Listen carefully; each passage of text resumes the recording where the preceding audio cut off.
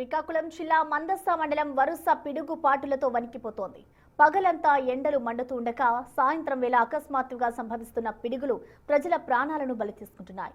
3 రోజుల క్రితం పెద్దకేశపురంలో పొలం పనిలో ఉన్న తల్లి కూతుళ్లు పిడుగుపాటుకు గురై మృతి చెందారు.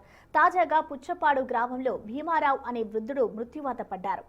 బహిర్భూమికి చెరువు వద్దకు వెళ్లిన సమయంలో పిడుగు పడడంతో ఆయన అక్కడికక్కడే మరణించారు.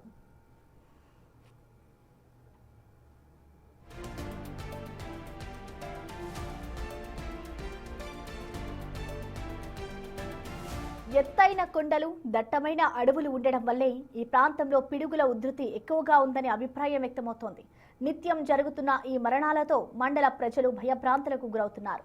ప్రభుత్వం తక్షణమే స్పందించి ప్రజలను అప్రమత్తం చేయాలని స్థానికులు కోరుతున్నారు.